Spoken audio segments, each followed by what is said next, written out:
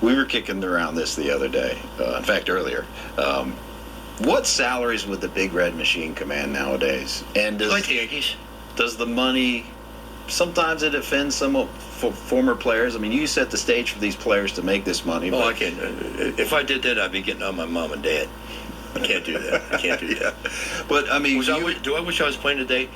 Yeah, sure. I wish I was playing today for the salaries, but there again, man, I wouldn't trade with anybody, man. I got to play against Stan Musial. Yeah. I got to play against Hank Aaron, Willie Mays, Roberto Clemente. I mean, those are top names. That's like playing against Babe Ruth and Ty Cobb and Honus Wagner. I would have liked to play against them guys too. Right. And if I did, you wouldn't be sitting here interviewing me right now.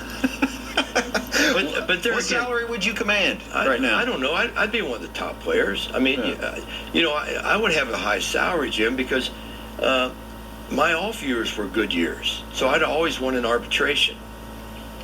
But Ben should be over 20. Joe Morgan would be over 20. I'd be over 20. Maybe we'd be close to 25. Perez would be over 20. We'd have a salary like the Yankees.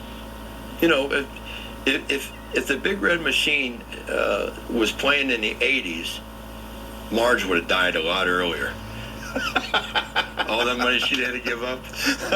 I love Marge. I mean, but she'd have given up. She'd have given up. Marge never complained to me about money. Well, you were the ace in the hole when you needed like an extra $1 million to go get a guy. They'd send you in, right?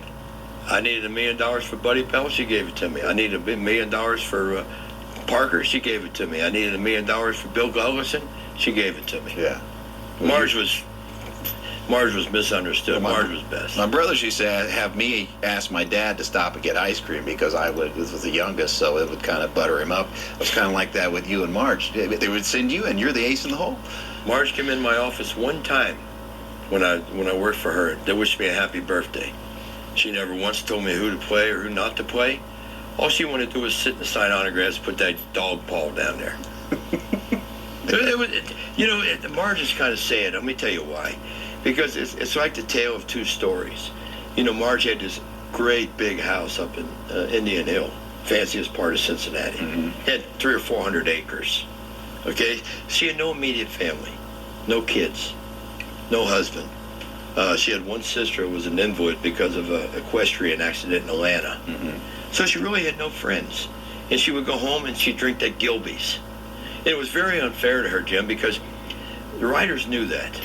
Some of them. And not the ones with integrity, but they would call her at 12:30, where at that time she couldn't a 10-acre field, okay? And they'd ask her questions, and she'd just say things that she'd say the next day, I said that? How bad can you be, Jim, when you get up every morning and go to church? She got up every morning and went to church. How bad of a person could you be? And she wasn't no racist. I bet my life she wasn't no racist. It's just like remember the story came out with the Schwarzer she had? Yeah. Okay, what happened there is she used to have that thing up at her house every year, that Reds Rally, I guess they call it. They still have it?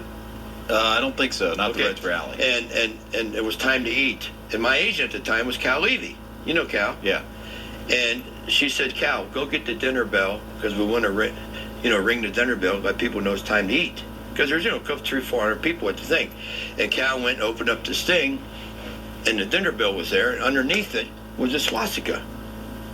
Now, if you'd have followed the story, and she said that some guy from the war in Germany brought that back and gave that to her as a souvenir. She had it underneath the drawer, but if you followed the story, you thought it was hanging on the wall. Right. And it wasn't. That's how they mistreated Marge Schott. I get to sit and talk to people about baseball and sports in general for 4.5 hours a day, 20 days a month.